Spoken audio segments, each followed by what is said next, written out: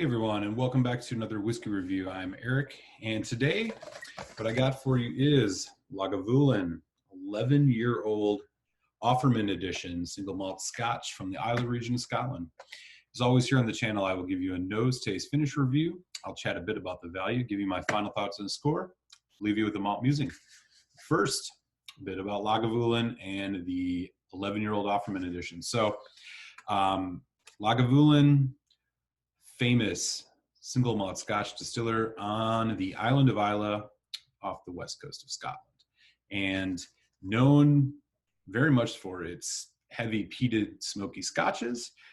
This Offerman edition was released in October of 2019. And if you don't know about Offerman, or well, who Nick Offerman is, Nick Offerman is an actor who really rose to fame with the show Parks and Recreation, and on that show talked a lot about his love of Lagavulin, particularly the Lagavulin 16-year-old single malt Scotch. And so in a collaboration with the distillery, they've released a distillery in his honor. As you can see here, you can tell they have his face on it. It is named after him, and so really cool release here. Here on the back, there's a ton of writing just from Nick Offerman talking a bit about his whiskey. I will spare you most of that, but what I will show you now is the bottle. So, bottle itself is a typical Lagavulin looking bottle. Same logo, except you do have Nick Offerman's face on it, and a quote from him on the bottle. This is bottled at 46% ABV. It does not mention anything about being unchill filtered or being natural colors, so we assume that there's been some color added, and unfortunately probably been chill filtered a little bit. One more thing about the box, you can see it's kind of got a wood panel look. This is kind of an homage to Nick Offerman's woodwork, which is something that he talks about a lot as being a hobby of his. You can check out YouTube videos of his as well about his woodwork. And you can also see some of the advertising that he's done for Lagavulin, which are all very cool and worth checking out. They're great advertisements for a great single malt Scotch, and you'll all enjoy them, so definitely check those out. Okay, so that's the rundown on the Lagavulin 11 Offerman edition. Let's get this in the glass and see what we're working with here.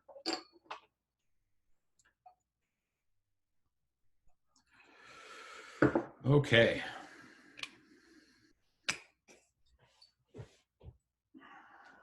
So, as I mentioned, it does not say anything about being natural color, so we can assume some color might have been added to this, but this is what we're looking at. Kind of a nice, hazy, light, medium gold. Okay, on the nose. Oh yeah.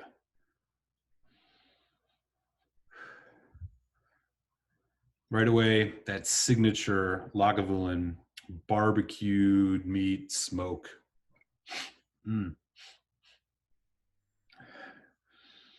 Yeah, it's a little bit of bonfire. It's a little bit of kind of smoked meat smell. Really, really great, deep.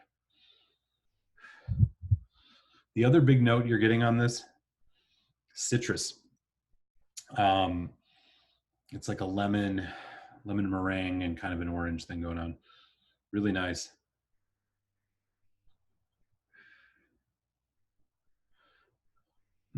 Also a warming kind of vanilla and a slight orange.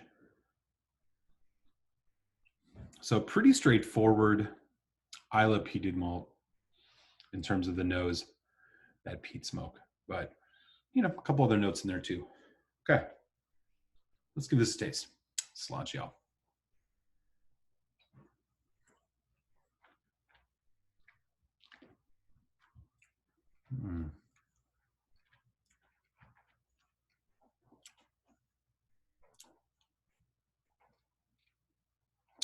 So right away on the arrival, medium body, pretty oily, somewhat rich. Campfire, bonfire, heavy peat smoke.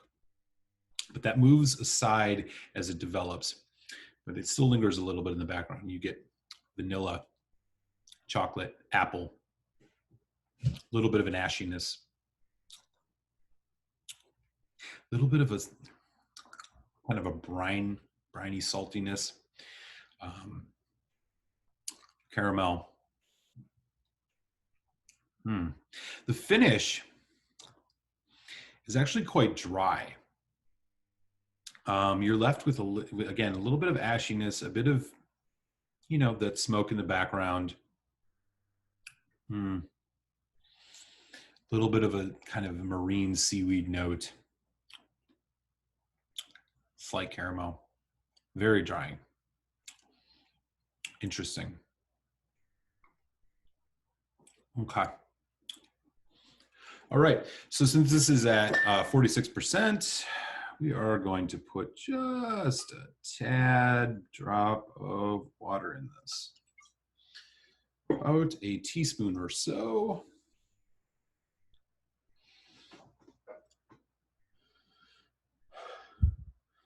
Okay, so with the addition of water, lemon lime, it comes out a bit more. There's a little bit of that kind of orange dried fruit thing going on. Still has a reasonable complexity. I mean, it's not super complex, but it's not just straightforward either. It's kind of right in the middle. Also getting a kind of a grassy herbal note, almost like fresh cut grass type thing. It's coming out a lot more now with the addition of water. But the smoke is still there though. And again, the vanilla. Okay.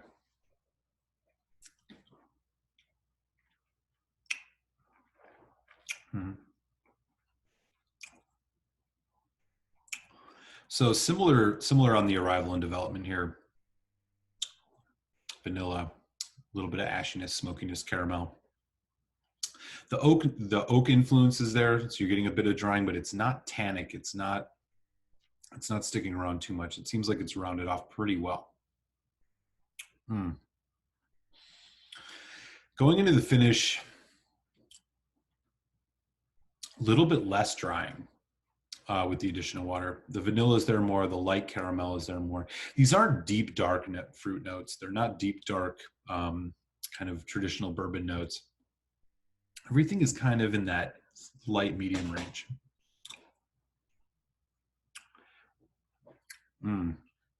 Apple too. Yeah, it's got a good body, and it's definitely got a nice development. Yeah, that saltiness is a little bit there on the end too in the finish, which is really great. Yeah, the finish doesn't get much longer. It's still in that kind of medium, almost short medium range. Do one more sip. Actually, first, let's do a little bit of water.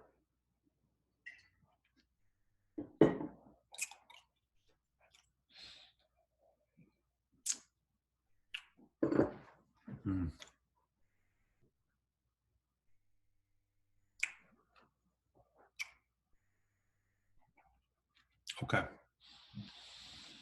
Yeah, those vanilla caramel, a little bit of the peanut brittle toffee note, slight grassiness, saltiness. That's really what you're getting on this. And of course, Lagavulin signature kind of peat smoke. So here's one more look at the bottle. Nick Offerman's face, similar to all Lagavulin looking bottles. There's that box again, the wood paneling, a whole bunch of storyline on the back, so much so that I'm going to spare you that. I will share the quote on here. I've traveled the world and sampled many attempts at pleasing nectars, but it is solely the distillation of Islay, a tiny, charismatic Scottish isle that has claimed my palate. Yeah, and my heart into the bargain. Nick Offerman. Cool. Okay. So final thoughts here. Actually, first we'll talk about the value. This is in the $70 to $80 range. Is about the standard price. Not an exclusive. It is a limited edition, but it's not exclusive. $70 to $80 for this whiskey. While it is 11 years old, it is at 46%. So it's checking those boxes. you'd like to see this maybe non-chill filtered or natural color, but I don't think it takes away too much from the overall presentation. But the thing that comes to mind for me as I sit and think about this whiskey is you can get a bottle of Lagavulin 16-year-old, which is bottled at 43%, but is kind of their core signature whiskey for about the same price. And I think the Lagavulin 16 gives you a bit more complexity. It's a little bit more subtle. It's got more nuance. It's got a few more surprises in it. Also for about 10 bucks, you know, well, 20 to 30 bucks less, you can get the Lagavulin 8-year-old, which is 48%, which is much more of a straightforward citrusy peat bomb. So this one kind of fits right in the middle between the 8 and the 16. And while I think this is a cool bottle, especially for folks who are fans of Parks and Rec or just love Nick Offerman's personality and kind of style, you know, this is not a whiskey I would say is a great bargain. I think it's kind of right in that medium range. If you can find this on the lower end of 70 bucks, maybe even lower than 70, I think you're getting a decent deal. More than that, though, you're really paying for the branding and the label. So my final thoughts here, this is a great whiskey. It's a great release from Lagavulin. I appreciate the fact that they didn't go mass consumerism to the extreme and not do an age statement. They put an age statement on this bottle. They bottled it at 46%. I got respect for that. And I appreciate the fact that they're not trying to sell people who are Scotch malt aficionados or just people who are, you know, really spend a good amount of money on Scotch. They're not selling you short with an 11-year-old age statement on this. So I appreciate that.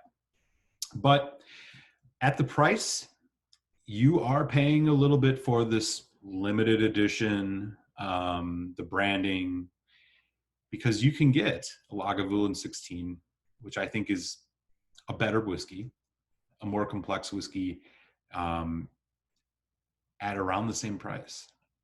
And so, you know, I would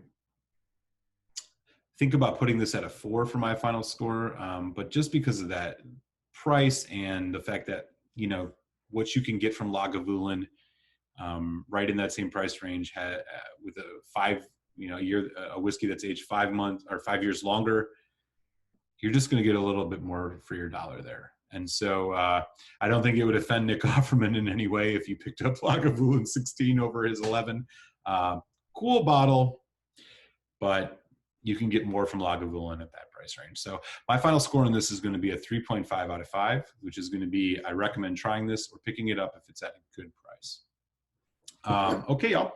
So those are my final thoughts on the Lagavulin 11-year-old Offerman edition.